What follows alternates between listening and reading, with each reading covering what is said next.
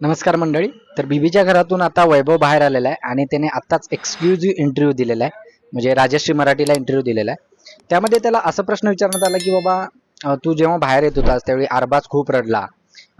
श्रीतेज दादाला म्हणत होता की एक चान्स द्या भाऊ, माझा भाऊ राहील इथं, चांगला खेळेल आणि तो माझ्या विरुद्ध खेळेल, पण त्याला एक चान्स द्या, असं रडत होता.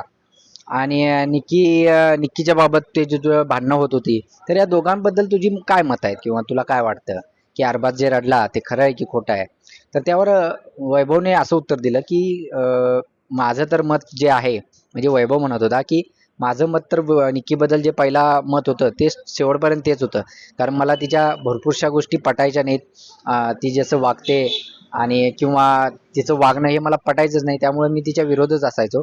आणि अरबाजबद्दल म्हणाल तर अरबाज ज्या पद्धतीनं माझ्याशी त्याचं कनेक्शन होतं, बॉन्ड होतं, ते चांगलंच होतं. पण झालं असं की मी जेवढं त्याला देण्याचा प्रयत्न केला किंवा माझ्याकडून जेवढे एफर्ट झाले ते मैत्री टिकवण्याची किंवा मैत्रीबद्दल त्याच्या भावना असण्याची, तेवढी त्याच्याकडून झाली नाही.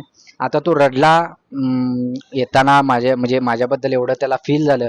आता ते कितीपत खरं आहे खोटं आहे हे मी नाही सांगू शकत, कारण तो भरपूर शो करून आलेला आहे. हिंदीमध्ये त्याने भरपूर शो केलेले आहेत, तर ते मला नाही सांगता येणार. पण मी एवढं सांगू शकतो की मी माझ्याकडून 100% दिले, पण त्याच्याकडून तेवढं आलं नाही.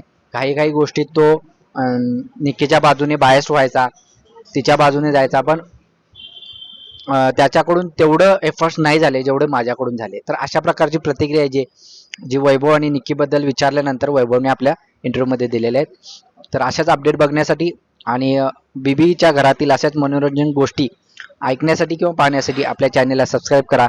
आणि हो, व्हिडिओ आवडला असेल तर नक्की लाईक, शेअर आणि कमेंट करायला विसरू नका. धन्यवाद.